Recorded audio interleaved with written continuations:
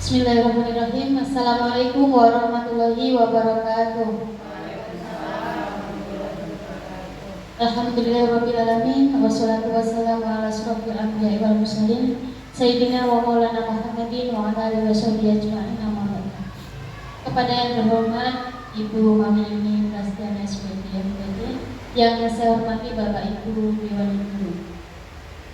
Pertama, marilah kita panjatkan puji syukur kehadirat Allah Subhanahu wa taala yang mana pada siang hari ini kita masih diberi kesempatan untuk berkumpul di gedung SD Negeri Negeri 1 dalam acara diseminasi disiplin positif. Hari ini Selasa 10 Oktober tahun 2023. Salawat serta salam selalu tercurahkan kepada junjungan kita Nabi Muhammad SAW yang selalu kita nantikan syafaatnya di yaumul qiyamah. Amin ya rabbal alamin. Untuk acara pada siang hari ini yang pertama adalah pembukaan. Marilah kita buka acara ini dengan bacaan basmalah. Bismillahirrahmanirrahim. Acara yang kedua, diseminasi disiplin positif, kepada Ibu Mami Yuni Prastiani SPD MPD, disilakan.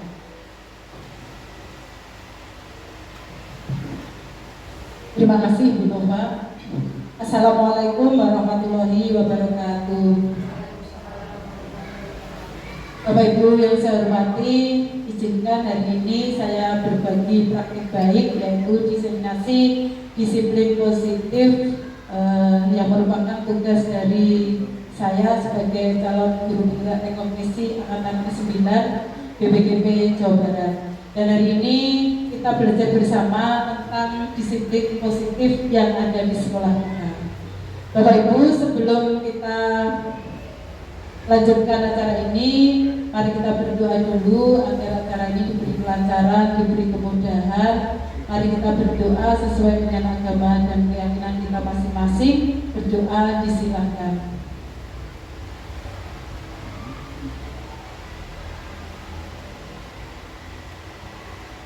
Berdoa selesai. Salam dan bahagia. Harapannya salam adalah doa bagi kita semuanya, memberikan keselamatan kita di dunia dan di akhirat, dan semoga kita semuanya menjadi orang-orang yang bahagia di dunia dan di akhirat. Amin Allahumma amin.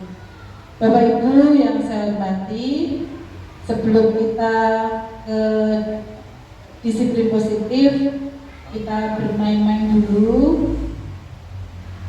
Silakan nanti bisa dijawab bersama-sama. Bapak Ibu, kita akan bermain acak kata. Cluenya nanti ada negara, ada acara televisi, film, aktor, aktris, sifat, sport, transportasi, dan lagu. Nanti kita pilih yang salah satu. Ini cluenya adalah negara. Silakan apa nama negaranya? Afghanistan. Oke, Bu Susi. Sekarang selanjutnya Indonesia. Filipina, lengkap. Malaysia.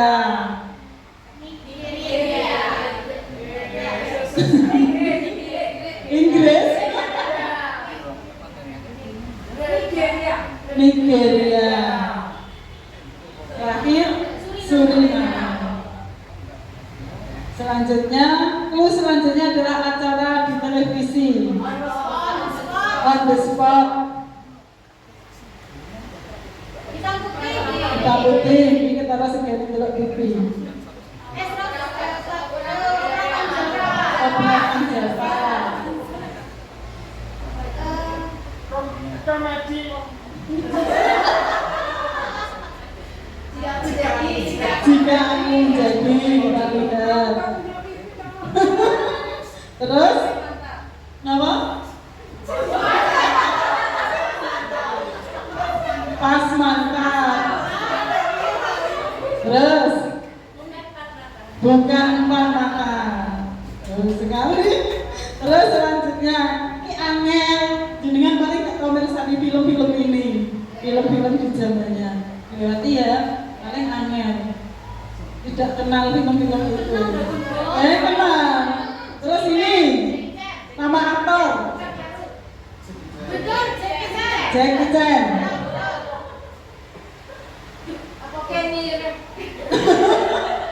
Betul khusus sih. Keanu Reeves. Ya. Jet Li. Tom Cruise di era zaman dahulu. Angelina Jolie.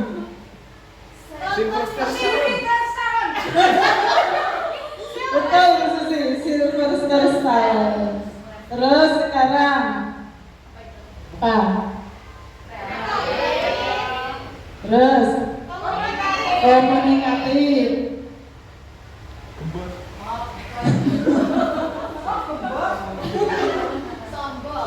Sombong. Sifat-sifat. Baik.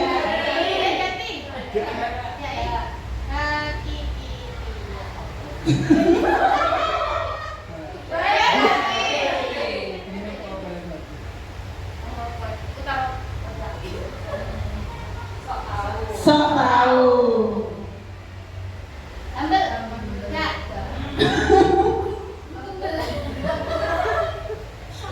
Lembut. Siapa ini? Oh, ini olahraga, cabang olahraga. Waduh, kok belum nangis sih?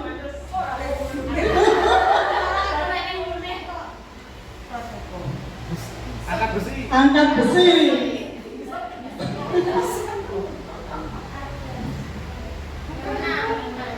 Renang. Pandai.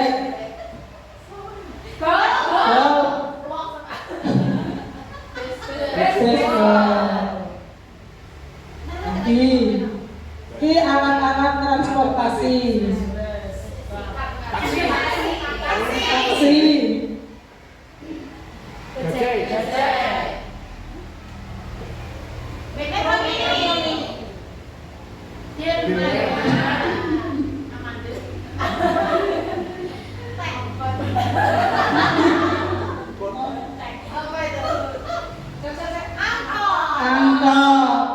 Kesuwen nih.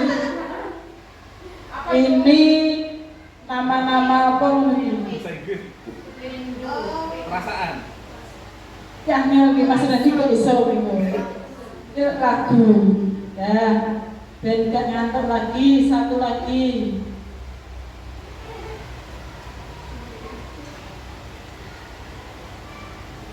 Ini kita ya.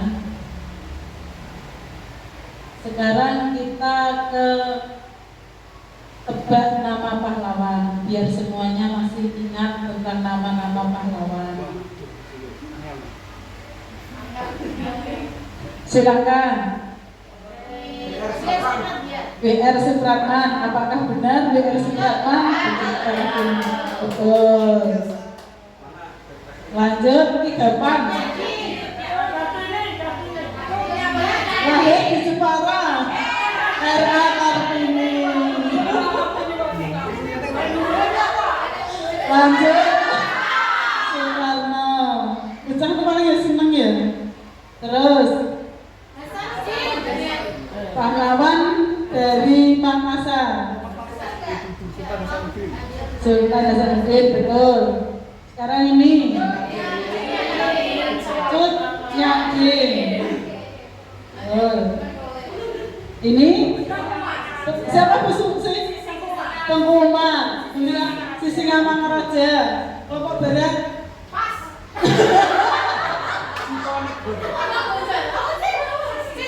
Si Singamangaraja. Lanjut. Kelompok Sisi Timur bergelar Tumenggung Tilang Negara. Ayo Bu Susi,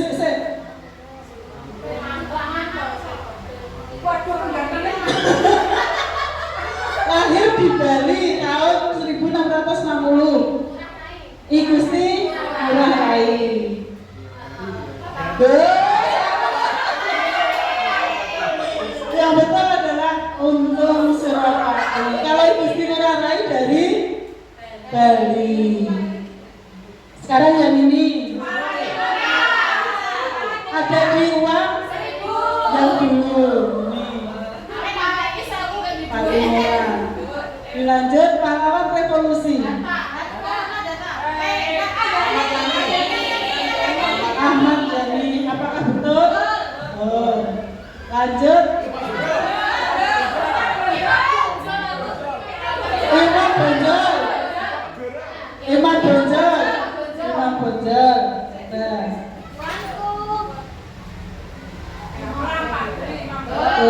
Tuanku Imam Bonjol. Lanjut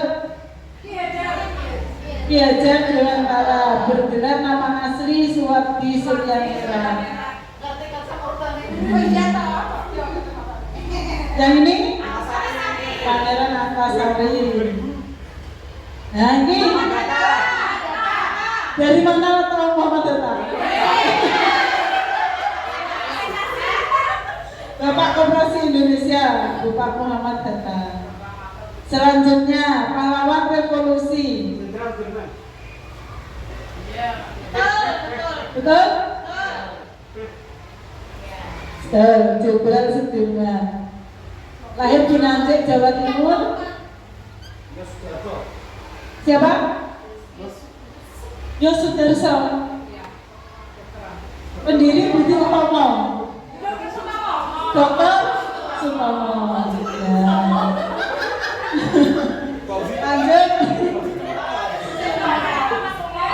Siapa? Cipto Mangunkusumo. Kita lihat. Cipto Mangunkusumo. Dia bergelar dia dikenal sebagai tiga serangga. Di sini pertaruhan iling-ilingan ingatan kita tentang pahlawan dipertahankan. Selanjutnya pahlawan kemerdekaan Indonesia. Lahir di Banyumas, Jawa Tengah.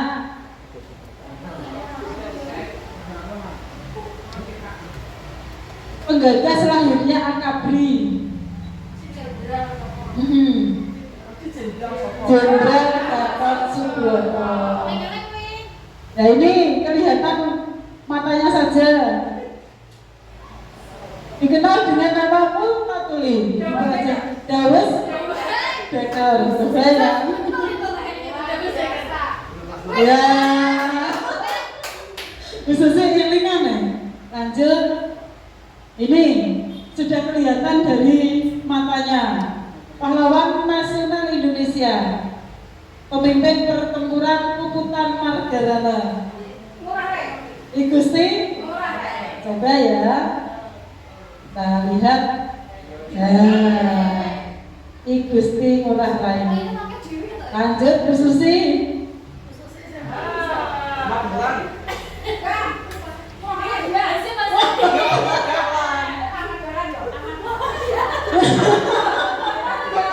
Lahir di Yogyakarta 1 Agustus. Pendiri organisasi Muhammadiyah. Dia adalah Kiai Haji Ahmad Dahlan. Nah ini kabeh pasti bisa semuanya. Telkuma. Suami dari Cut Nyakdi, dia adalah Telkuma. Nah dari ininya kelihatan kumisnya.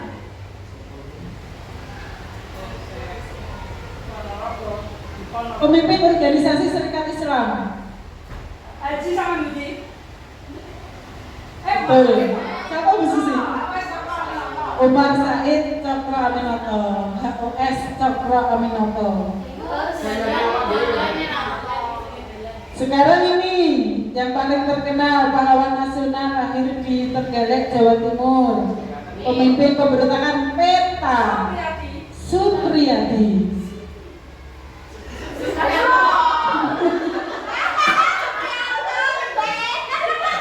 Betul ya, Supriyadi. Terakhir pahlawan nasional Indonesia di bidang politik, lahir di Sawah Besar, Jakarta, anggota Dewan Rakyat di Hindia Belanda. Siapakah beliau?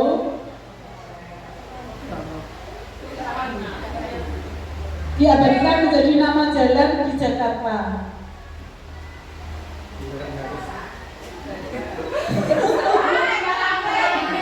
MH Tamrin menjadi jalan kita juga di Bojonegoro, jalan MH Tamrin. Terima kasih.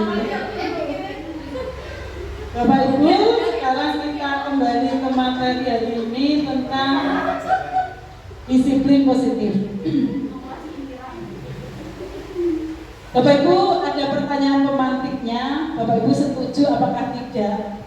Yang pertama, hukuman dapat mendisiplinkan anak. Siapa yang setuju angkat tangan?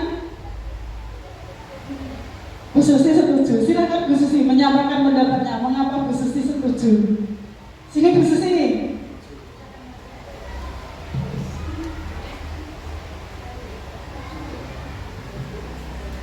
Terima kasih. Hukuman dapat mendisiplinkan anak karena anak dengan diberikan hukuman itu paling tidak bisa membuat efek jera pada anak untuk tidak mengulangi lagi perbuatan itu. Berarti dia tidak melanggar lagi. Tepuk tangan untuk Bu Susi. Jadi Bu Susi tadi setuju bahwa hukuman dapat mendisiplinkan anak karena dengan dihukum anak itu akan jeda, tidak akan mengulanginya lagi. Semoga itu. Ada yang punya jawaban lain? Siapa yang tidak setuju? Menurut tadi setuju. Yang ada yang tidak setuju?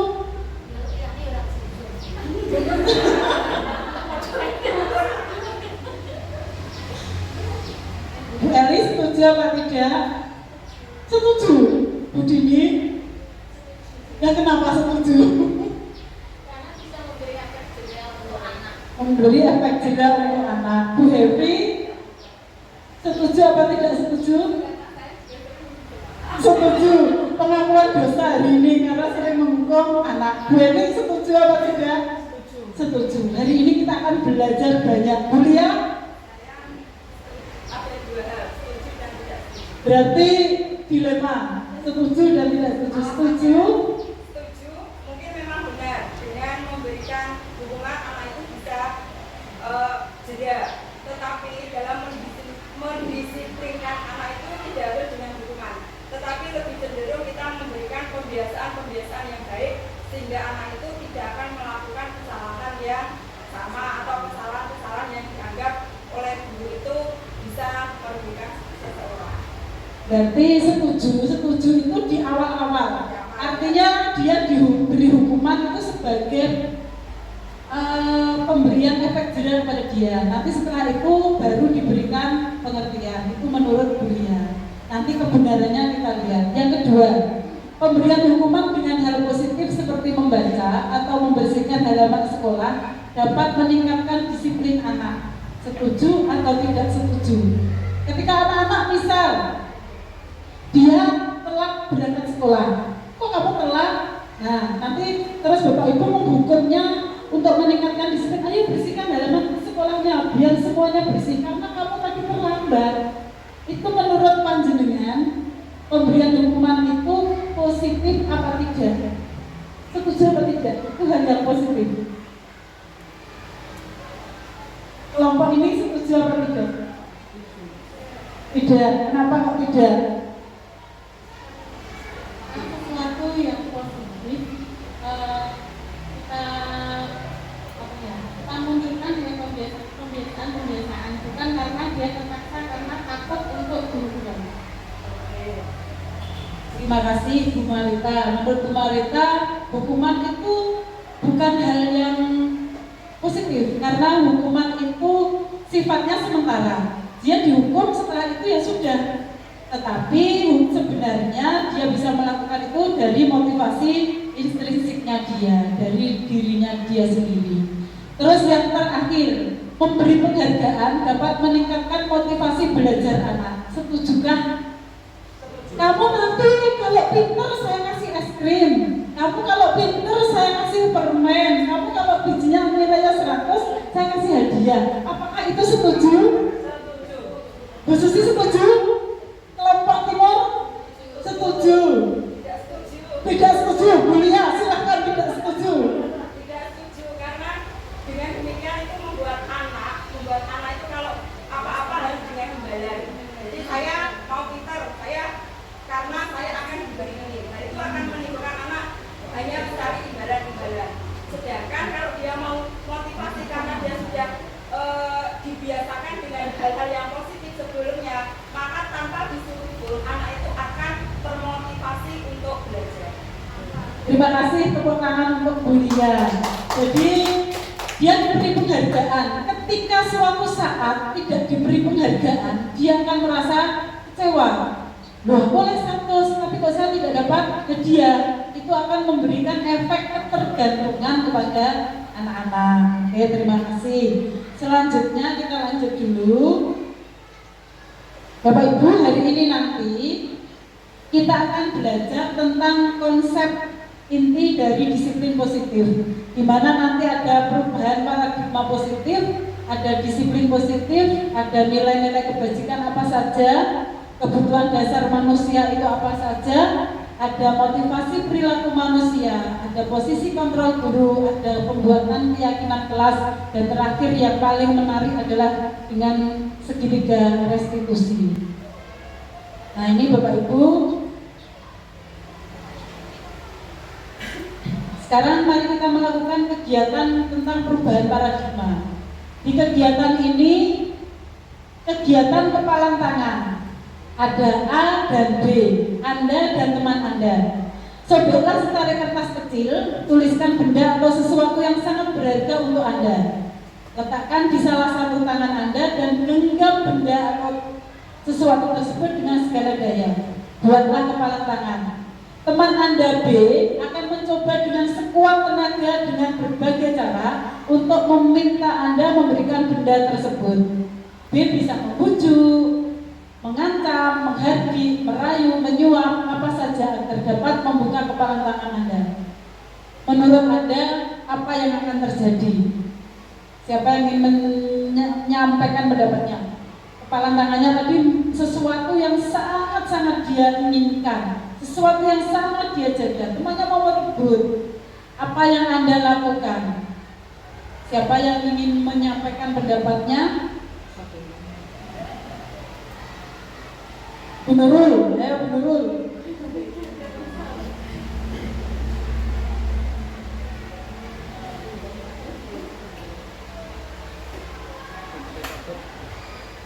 Jika saya mempunyai benda sesuatu yang sangat saya jaga, jadi kalau dibujuk, diancam, terus merayu, disuap, mungkin saya akan mempertahankannya. Mungkin ya. Saya akan mempertahankannya, bukan harus dipertahankan. Jadi meskipun dibujuk, meskipun dirayu, dihardik dan lain sebagainya, maka orang itu akan mempertahankan apa yang dia miliki tersebut. Selanjutnya, Bapak Ibu, di sini tentang pembelajaran dengan paradigma baru. Sekarang kurikulum kita adalah kurikulum merdeka, di mana pembelajaran dengan paradigma baru itu merupakan pembelajaran yang dirancang berdasarkan prinsip pembelajaran berdiferensiasi. Berdiferensiasi itu berbeda-beda, bahwa semua anak mempunyai karakter khusus, semua anak punya kemampuan dan kesiapan belajar yang berbeda-beda, sehingga peserta didik itu belajar sesuai dengan kebutuhannya berdasarkan tahap perkembangan sesuai teori psikologi modern untuk mewujudkan profil pelajar Pancasila. Jadi endingnya adalah profil pelajar Pancasila, di mana profil pelajar Pancasila itu ada berapa kemarin? Ada 6. 1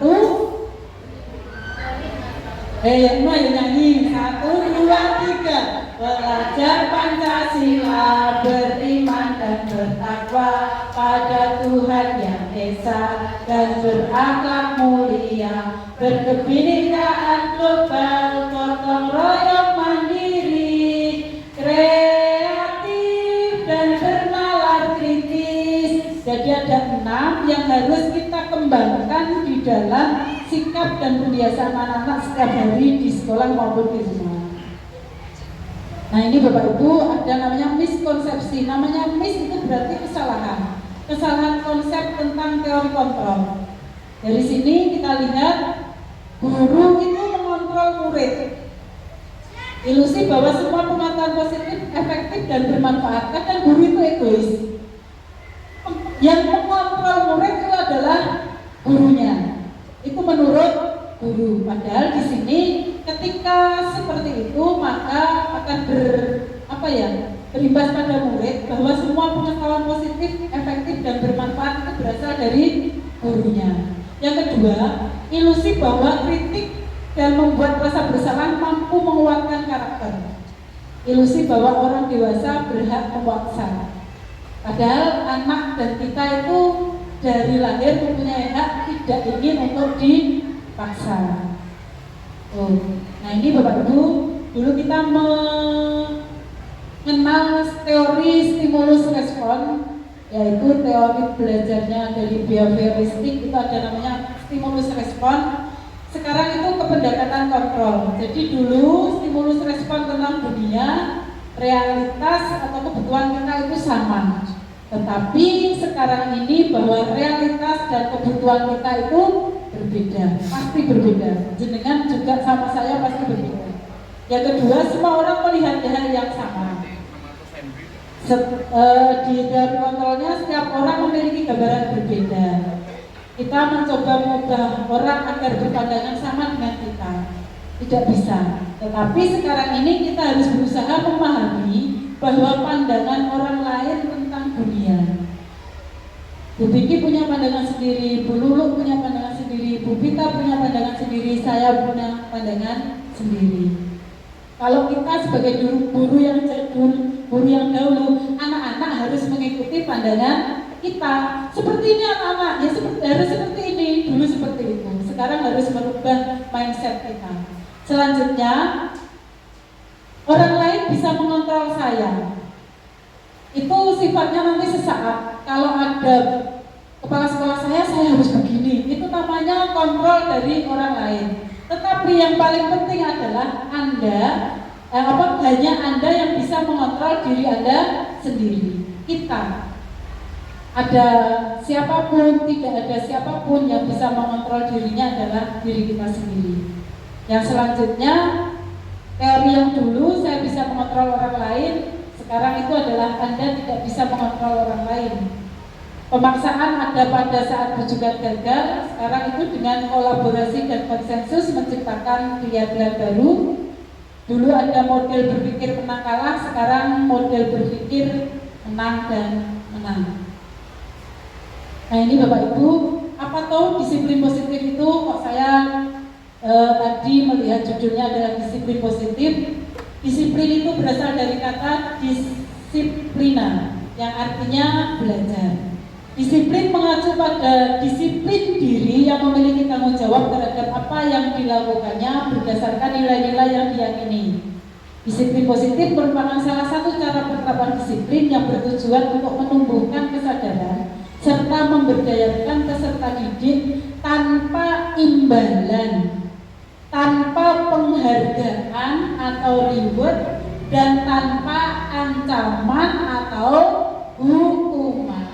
Jadi silakan sekarang merefleksikan dirinya sendiri-sendiri, apakah saya sudah menerapkan disiplin positif atau belum. Ketika masih mengancam, ketika masih memberi hukuman, berarti kita belum menerapkan namanya disiplin positif. Kalau awal-awal sih mungkin untuk memberikan efek jera mungkin seperti itu, tetapi di akhir-akhir ini kita harus meninggalkan hal itu. Sebagai pendidik, tujuan kita adalah menciptakan peserta didik yang memiliki disiplin diri sehingga mereka berperilaku mengacu pada nilai-nilai kebajikan universal. Jadi jangan harus mengenal nilai-nilai kebajikan universal itu apa dan memiliki motivasi intrinsik ini yang tidak kalah penting. Ketika seseorang sudah mempunyai motivasi intrinsik, ada bujukan apapun, ada rayuan apapun, maka dia akan menjadi orang-orang yang survive. Dia akan bertahan. Apapun keadaannya, dia akan bisa bertahan. Jadi motivasi intrinsiklah itu yang bisa mengontrol diri kita masing-masing, sehingga terdapat atau terjadi perubahan perilaku ke arah yang lebih baik. Nah ini Bapak Ibu, apa sih nilai nilai-nilai kebajikan itu adalah nilai-nilai yang disepakati bersama, lepas dari suku bangsa, agama, bahasa maupun latar belakangnya. Contoh nilai kebajikan, misal seperti tadi, profil pelajar Pancasila sudah ada, nilai kebajikannya tadi ada 6. Terus ini lagi ada IBO, Primary Years Program, 9 pilar karakter, ini juga sudah ada. Intinya hampir sama, bahwa nilai-nilai kebajikan itu nanti endingnya adalah di profil pelajar Pancasila. Itu yang perlu dikembangkan. Nah ini Bapak Ibu, sebelum Bapak Ibu memberikan pembelajaran yang berpusat kepada siswa, Bapak Ibu harus juga mengenali kebutuhan dasar manusia, sehingga Bapak Ibu bisa secara tepat, anak ini mau diapakan toh, anak ini kebutuhannya apa toh, Bapak Ibu tahu. Menurut panjenengan ada berapa kebutuhan dasar manusia? Ada yang sudah mengenal apa saja kebutuhan dasar manusia? Kebutuhan manusia adalah segala sesuatu yang dibutuhkan oleh manusia untuk mempertahankan keseimbangan kondisi fisiologis dan psikologis yang bertujuan untuk mempertahankan kehidupan dan kesehatan. Kebutuhan dasar manusia itu ada 5. Jadi ada 5. Yang pertama ada penguasaan. Anak-anak itu punya kebutuhan dasar untuk berkuasa. Maka jangan heran ketika anak-anak di kelas itu ada yang setiap hari dia itu pengennya berkuasa terhadap teman-temannya karena dia punya kebutuhan ini. Kalau anak-anak punya kebutuhan ini, bagaimana nanti Bapak Ibu untuk memenuhi kebutuhan itu? Misalnya anak ini dijadikan ketua kelas, anak ini dijadikan ketua kelompok, misalnya seperti itu. Yang kedua, bertahan hidup. Bapak Ibu, kebutuhan untuk bertahan hidup ini juga harus diperhatikan, karena anak-anak kita berasal dari latar belakang yang berbeda-beda. Ada yang pendiam-diam terus. Kamu kenapa? Kalau gurunya tidak mau tahu, gurunya tidak akan tahu.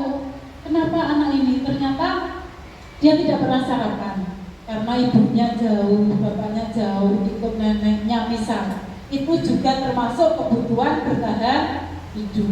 Ada kasih sayang dan rasa diterima. Anak-anak juga butuh itu.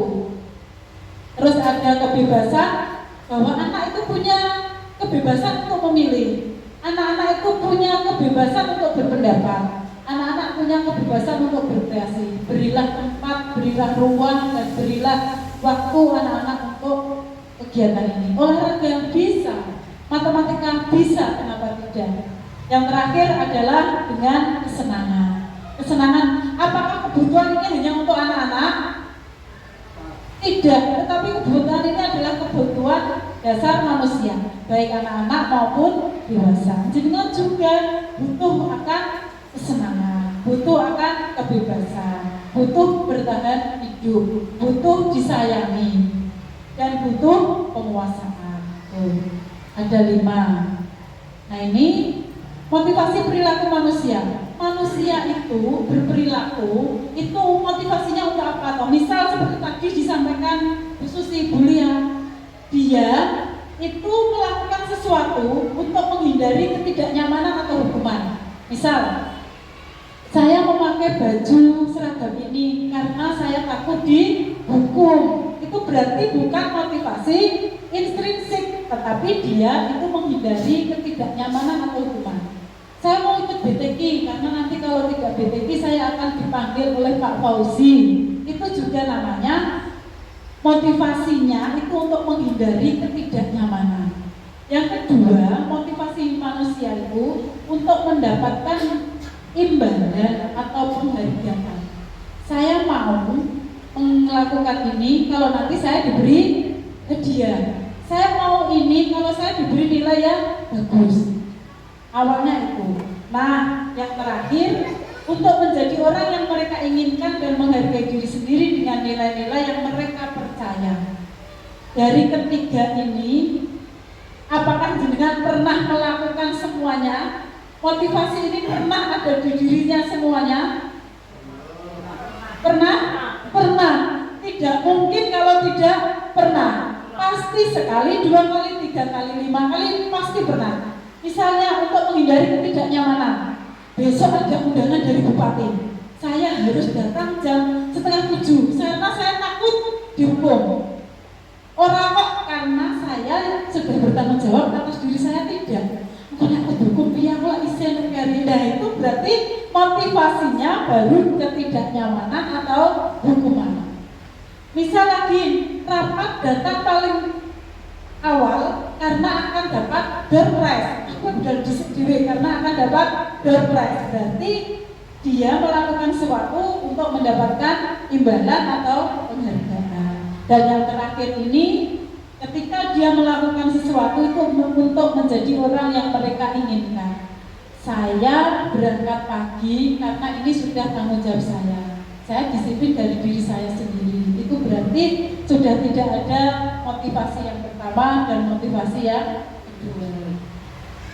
Oke, nah ini Bapak Ibu, konsep disiplin dengan identitas gagal. Kita kan sering yang menghukum, sering atau tidak? Sering disadari atau tidak disadari. Mungkin maksud kita baik, anak ini saya hukum biar dia jera dan kapok, biar tidak mengulangi lagi. Tetapi apakah dia mengulangi lagi? Mengulangi lagi karena motivasinya itu motivasi eksternal, bukan motivasi internal. Motivasinya karena dia tidak dihukum tadi.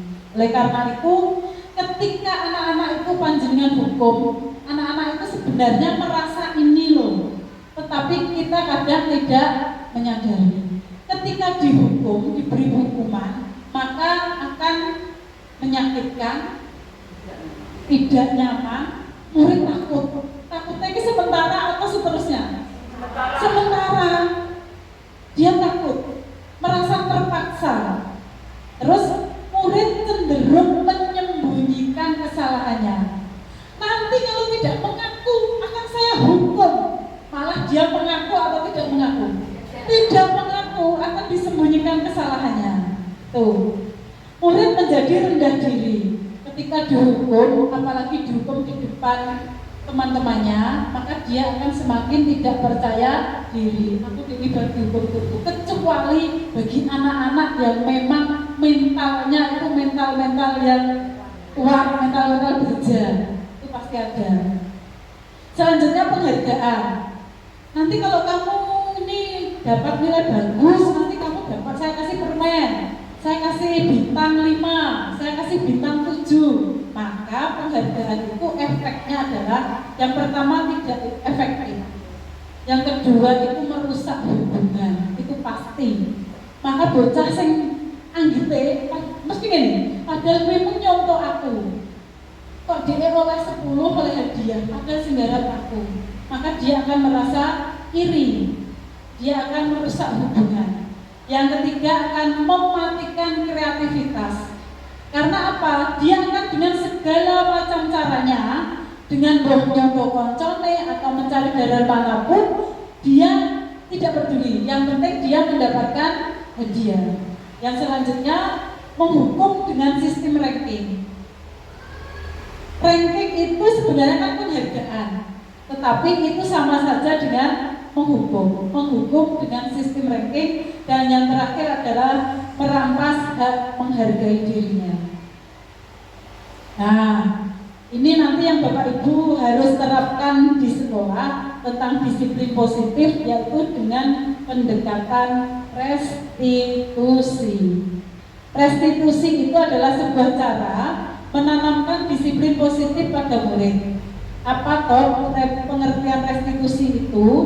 Restitusi adalah proses menciptakan kondisi bagi murid untuk memperbaiki kesalahan mereka, sehingga mereka bisa kembali pada kelompok mereka dengan karakter yang lebih kuat. Berarti kalau restitusi itu yang berbuat salah siapa? Siswanya atau gurunya? Ini yang salah siswanya apa gurunya? Siswa. Ketika siswa itu salah, guru itu tidak menjustifikasi, tidak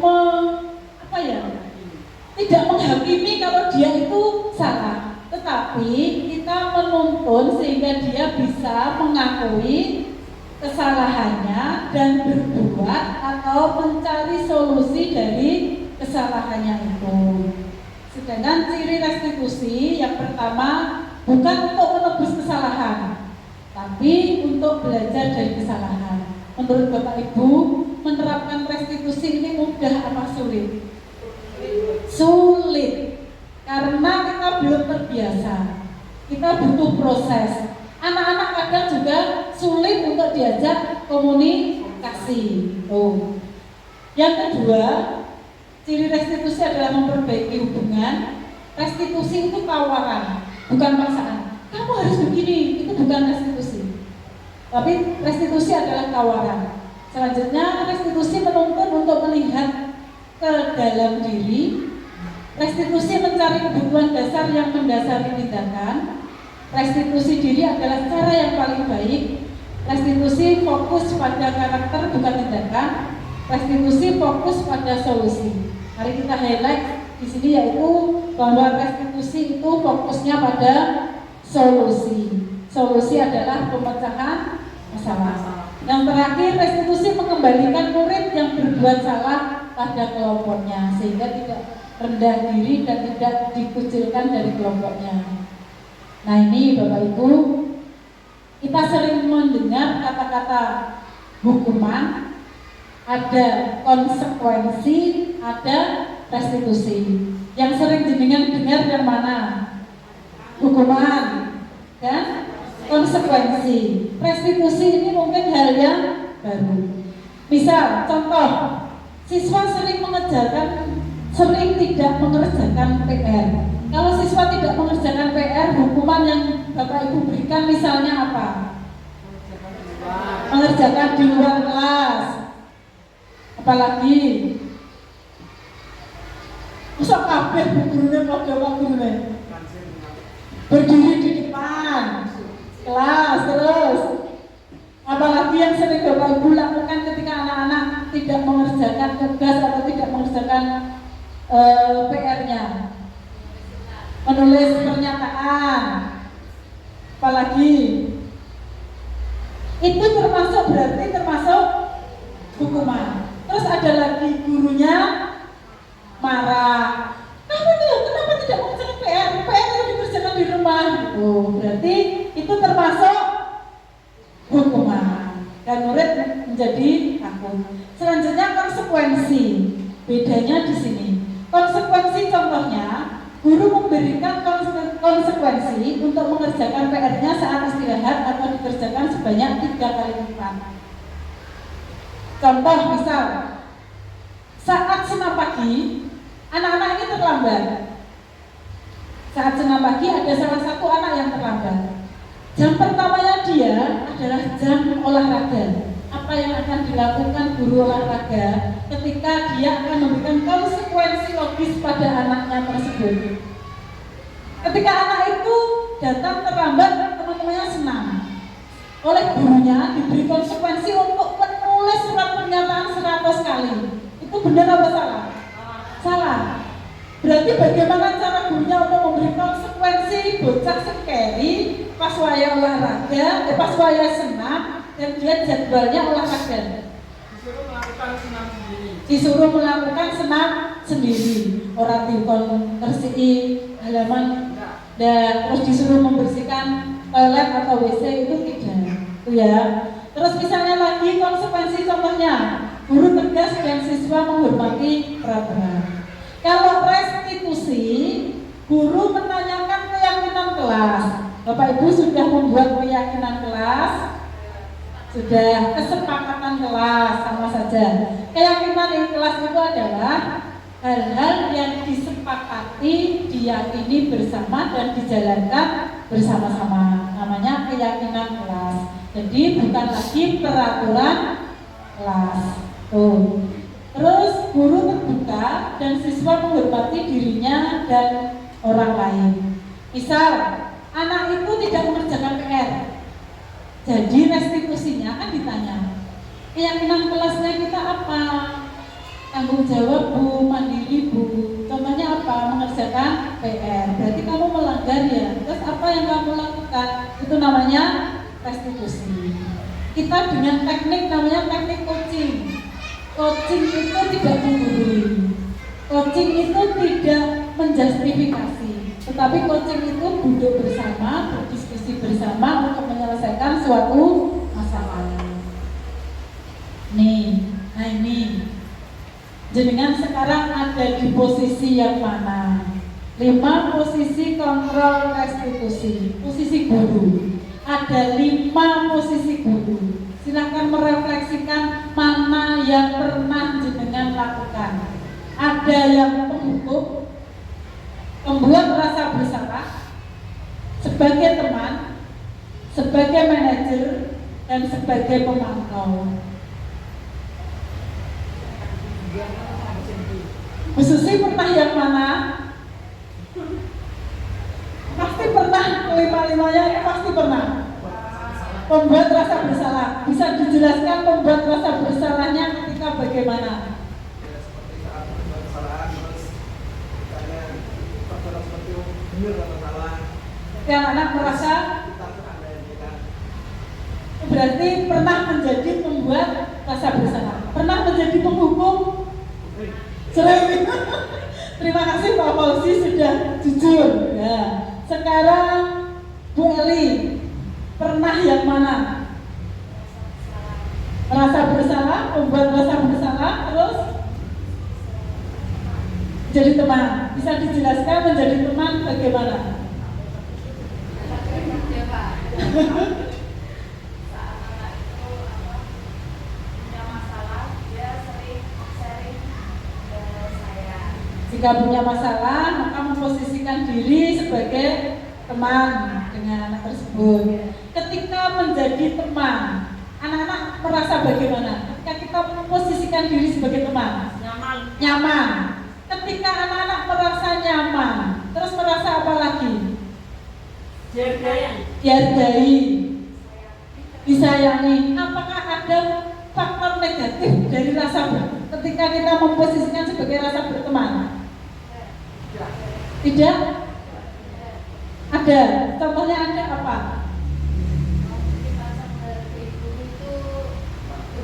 Nah, ketika kita memposisikan sebagai teman, tidak ada jarak. Jadi gurunya itu dianggap dia sebagai teman. Sehingga suatu saat ketika gurunya mau menjadi posisi manajer, dia akan kecewa karena dia tidak lagi ada tempat untuk curhat, tidak ada lagi tempat untuk bercerita yang seperti temannya. Itu plus minusnya ketika kita menjadi teman. Apakah pernah menjadi manajer? Pernah. Pernah menjadi pemantau? Pernah. Iya, jadi pemantau. Diawasi. Diawasi terus. Ya. Dilihat kegiatan anak. Melihat kegiatan anak, memantau, itu ya. Sekarang nanti kita belajar bersama tentang posisi kontrol. Bagaimana tahu 5 posisi kontrol itu? Jenengan bisa memposisikan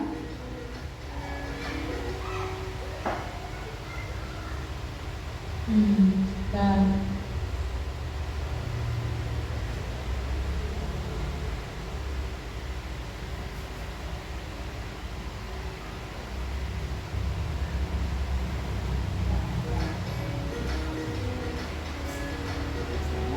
nanti bisa diamati. Dalam penerapan disiplin positif restitusi, salah satu program yang dikembangkan adalah 5 posisi kontrol. 5 posisi kontrol dalam restitusi adalah proses perjalanan.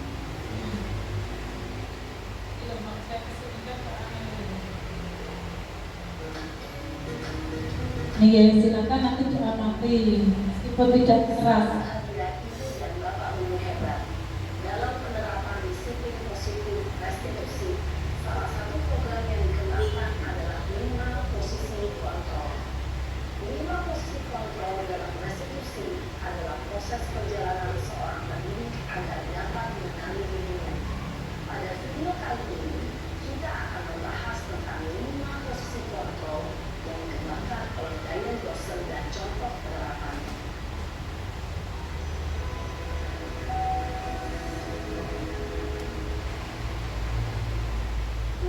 posisi kontrol itu adalah 1. Posisi penghukum. 2. Posisi pembuat merasa bersalah. 3. Posisi tenang. 4. Posisi pemantau atau monitor. Dan 5. Posisi Nah, ini nanti ada video-videonya. memahami kelima posisi tersebut. Mari kita saksikan kasus Naren yang terlambat hadir 20 menit di sekolah dan melihat bagaimana kelima posisi kontrol dalam menghadapi masalah tersebut.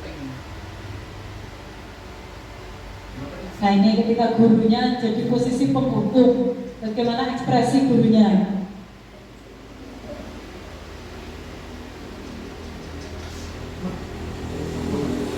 Silakan merefleksikan diri.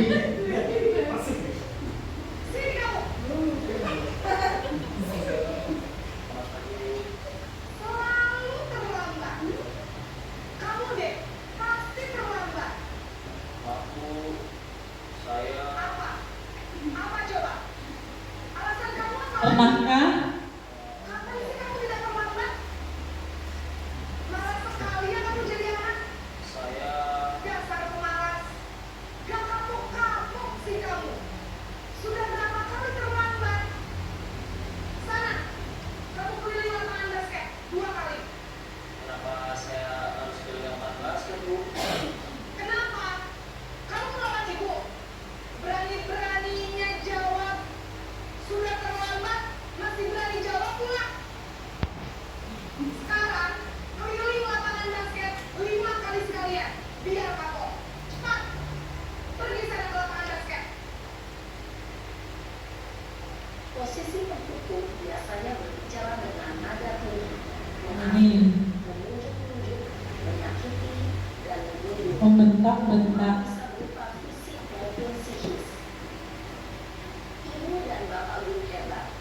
Dampak yang terjadi pada murid ketika guru berada pada posisi penghukum adalah murid cenderung akan memberontak, bahkan menyimpan dendam.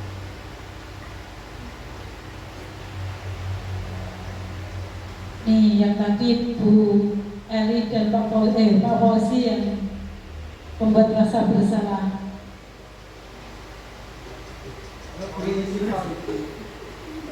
Coba ekspresinya.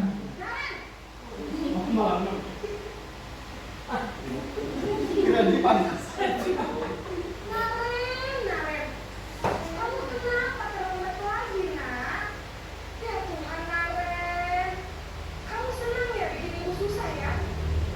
Kalau kamu terlambat lagi, nanti ibu yang ditegur bapak kepala sekolah, nak. Disangka ibu tidak bisa membina kamu.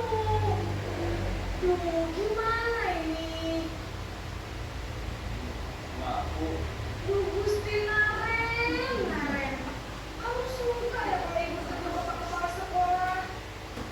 Terus, sekarang ibu harus tulis apa ya di buku absen? Ini kamu sudah sering terlambat loh. Ibu harus apa coba? maaf sekali. Ya sudah, lain kali jangan bikin ibu susah lagi ya nak ya. Ibu tidak akan kuat lagi kalau kamu begini terus. Lebih sadis mana penghukum sama rasa bersalah? Maaf ya Bu, maaf sekali. Nah, ini contoh guru-guru yang mempunyai posisi kontrolnya sebagai membuat rasa bersalah. Nada tenang, cenderung lembut, namun kata-kata yang diutarakan membuat murid merasa menjadi orang yang gagal. Memandang buruk dirinya sendiri, merasa tidak berharga, dan tidak sanggup membahagiakan orang lain. Ketika guru mengambil posisi membuat rasa bersalah, murid akan menganggap dirinya yang bersalah dan ia akan menyimpan emosi negatif tersebut di dalam dirinya. Nah, ini Bu Eli posisi teman.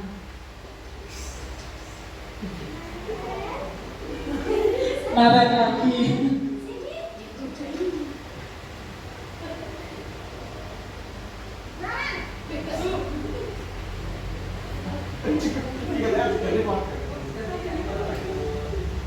Wah, sudah jam berapa ini nak? Terlambat lagi ya sayang. Iya Bu, habis ibu saya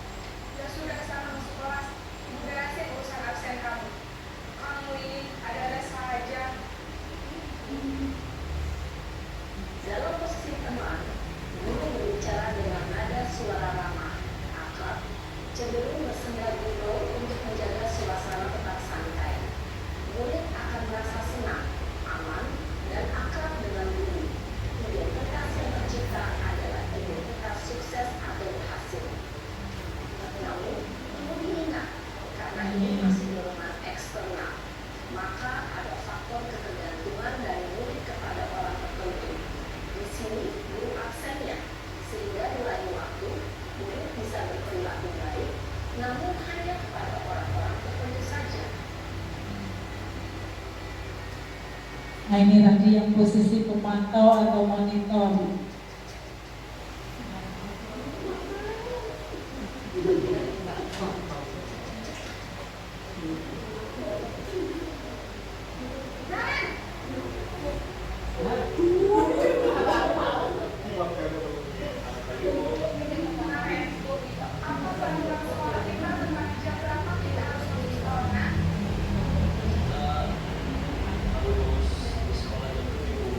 Iya betul. Sekarang sudah jam 7.20. Kemarin sudah tahu konsekuensinya jika terlambat hadir.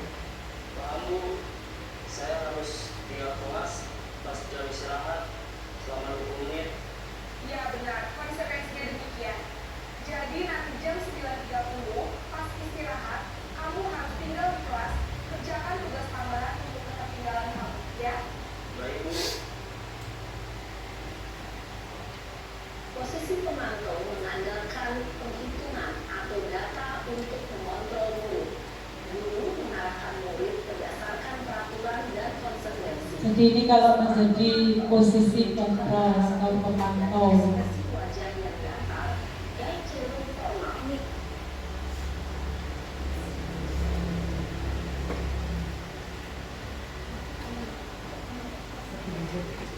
Nah ini yang seharusnya kita menjadi posisi manajer.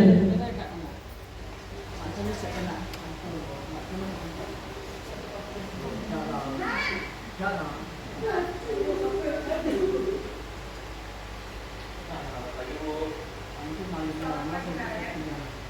Kamu, saya terlambat. Iya, sekolah masuknya jam 7, sekarang sudah jam 7.20. Jadi sekarang bagaimana ini, Naren? Maaf, Bu. Saya lupa saya sekolah. Baiklah, menurut kamu, keyakinan sekolah yang mana yang perlu kamu tingkatkan?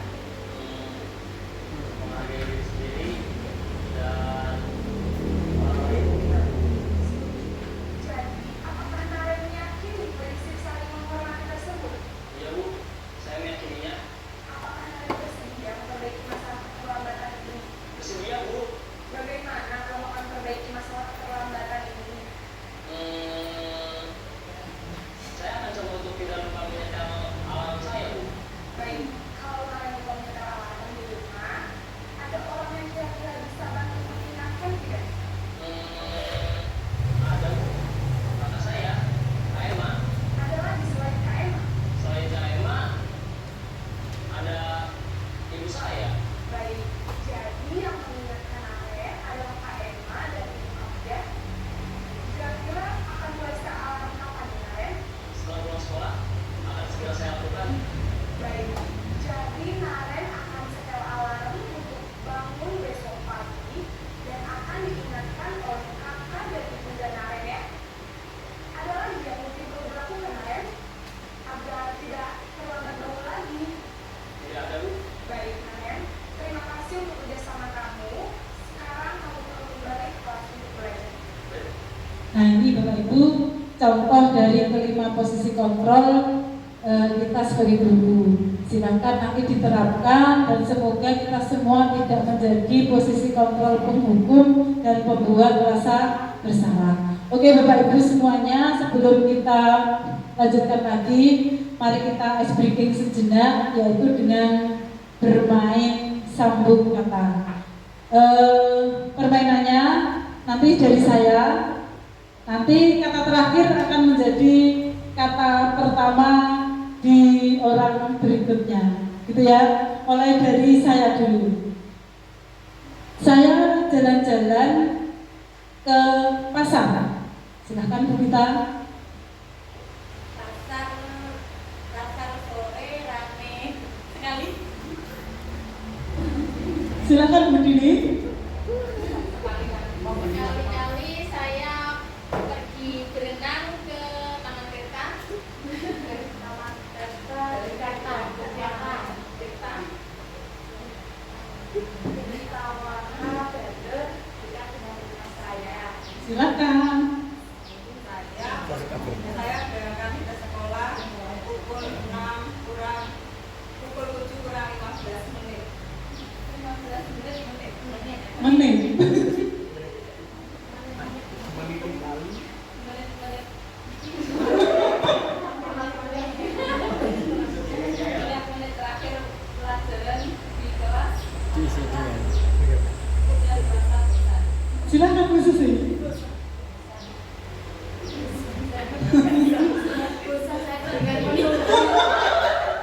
Bosan. Bosan sesuatu yang sangat menjengkelkan.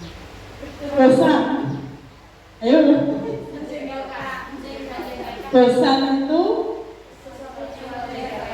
sesuatu yang sangat menjengkelkan. Silakan Bu Eni. Menjengkelkan kalau kita melakukan kesalahan. Ayo Kak dulu.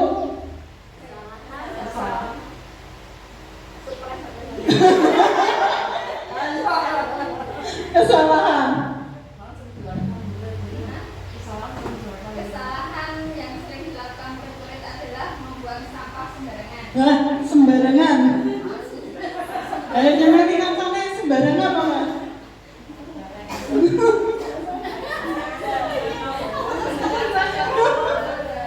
Sembarangan.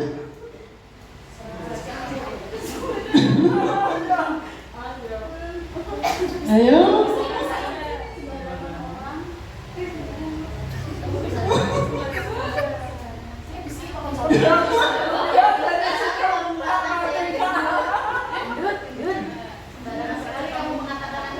Sembarangan sekali kamu mengatakan aku gendut. Ayo Bu Marita. Memang gendut. Malam. Malam-malam saya bermimpi indah. Indah. Apa sih? Indah sekali parasmu. Parasmu hari ini sangat cantik sekali. Ya sudah. Sekarang ganti tebaknya dengan huruf terakhir. Cluenya makanan. Saya pergi ke pasar membeli onde-onde. Nama makanan.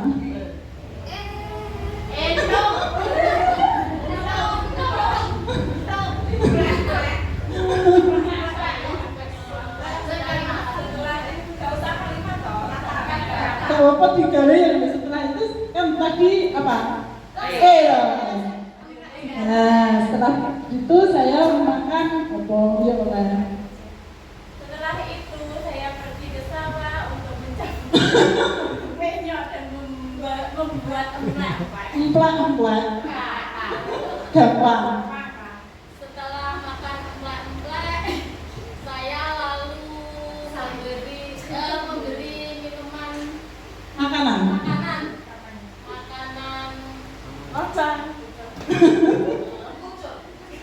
Kucur dari tetangga. Kucur. Risalas. Kucur.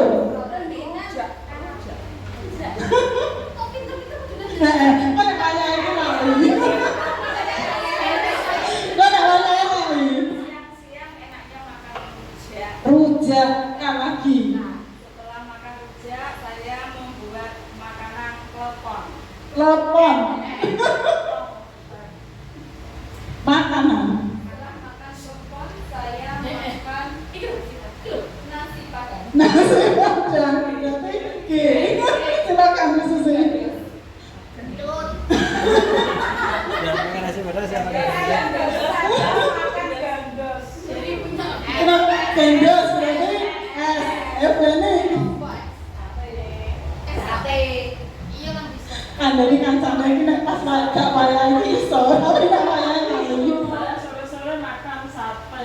Sate berarti Saya makan Ember. Ayo makan ini R. rujak. Dan komen pikir. roti. Sorenya saya beli risol di dekat. Risau L.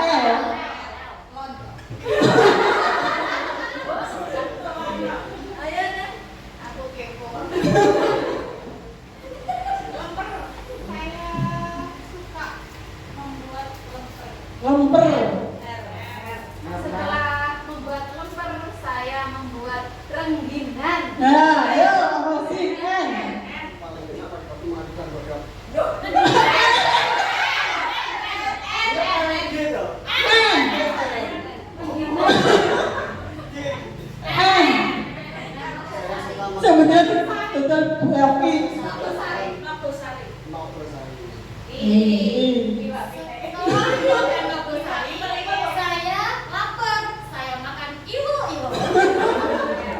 Nambasari iwel-iwel karena setiap hari udah dibeli. Nah, Bapak Ibu, ice breaking itu bisa diberikan ke anak-anak biar anak-anak merasa segar kembali, bisa bercanda dengan temannya, bisa senang, ini bisa, dan itu bisa menguras konsentrasi dan mengelatih otaknya dia, pikirannya dia. Jenengan saja masih berpikir, hari kan aku apa ya, penasaran, itu contohnya.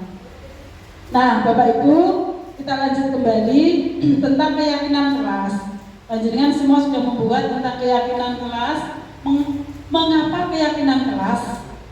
Mengapa tidak peraturan kelas saja? Mengapa kita memiliki peraturan tentang penggunaan helm pada saat mengendarai kendaraan roda 2 atau motor? Menurut jenengan kenapa? Kita itu memiliki peraturan tentang penggunaan helm karena untuk keselamatan. Pasti kan seperti itu. Mengapa kita memiliki peraturan tentang penggunaan masker dan mencuci tangan setiap saat? Menjaga kesehatan. Itu namanya peraturan. Nah, ini kalau pembentukan keyakinan kelas, Bapak Ibu sudah bisa membuat semuanya. Bagaimana pembentukan keyakinan kelas? Nanti suatu saat mari kita buat bersama-sama. Kalau yang belum, untuk membuat keyakinan kelas. Nah, ini yang terakhir yaitu tentang segitiga restitusi. Segitiga restitusi, namanya segitiga itu berarti ada 3 tahapan. Tahapan yang pertama nanti ada menstabilkan identitas. Menstabilkan identitas itu contohnya begini. Ketika anak-anak salah, misalnya kita menemuinya, kamu tadi kenapa? Kamu tahu enggak? Saya panggil kenapa? Saya tadi itu Bu minta uang teman saya, misalnya seperti itu. Kenapa kamu minta uang? Nah, panjenengan membesarkan hatinya. Memang semua orang itu pernah berbuat salah, bukan kamu saja yang pernah meminta uang. Biar dia tidak merasa sendiri dan merasa terpojokkan. Bicarane ketika anak berbuat salah dan dia bisa mengakui kesalahannya. Jadi tidak harus dengan kata-kata yang keras. Yang kedua, itu dengan validasi tindakan yang salah. Apa itu validasi tindakan yang salah? Yaitu kamu tentu punya alasan mengapa melakukan itu. Misal, saya habis mencuri, meminta uang teman saya Bu. Jenengan tanya, kamu kan tahu kalau itu salah, tapi kamu kenapa masih melakukannya? Nah, dia nanti akan cerita.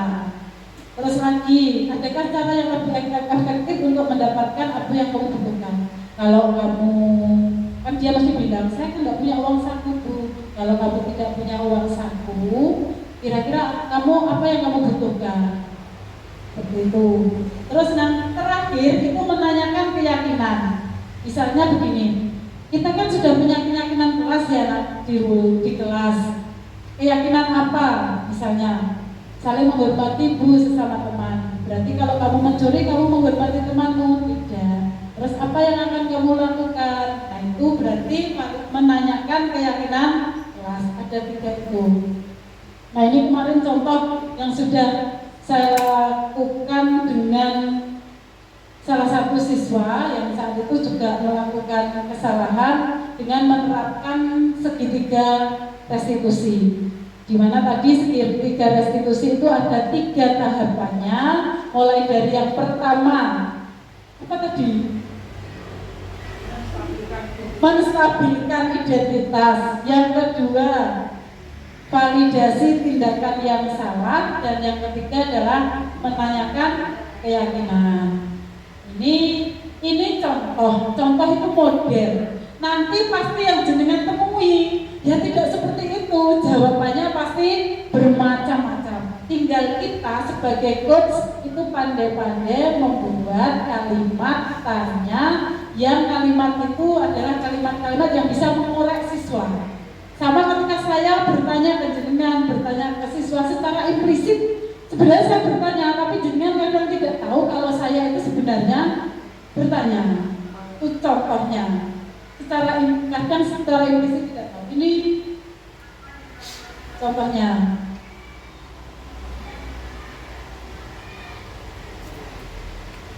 Tidak begitu terdengar karena suaranya kecil.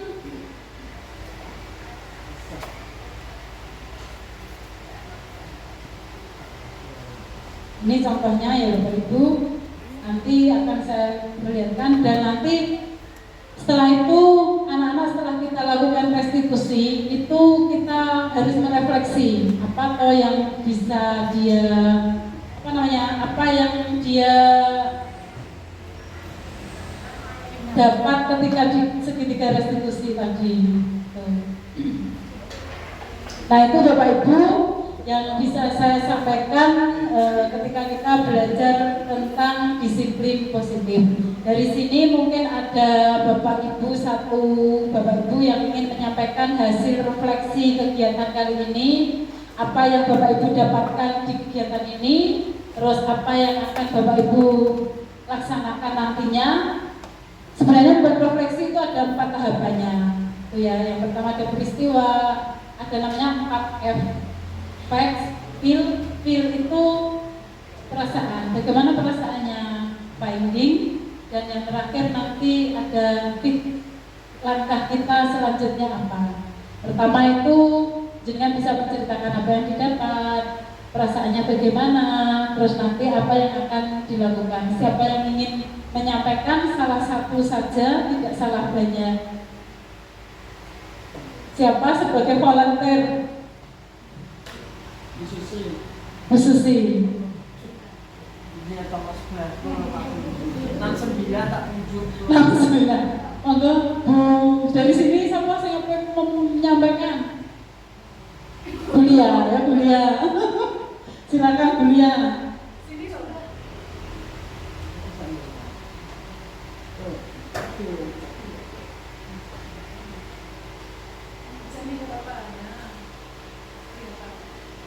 Baik, terima kasih. Dari pengetahuan yang saya dapat tentang budaya positif hari ini sangat-sangat bermanfaat sekali. Yang pertama, saya menjadi tahu bahwa guru itu sekarang itu tidak menjadi guru yang dikenal sebagai guru penghukum, tetapi kita diharapkan menjadi guru yang bisa memanajerial murid-murid kita.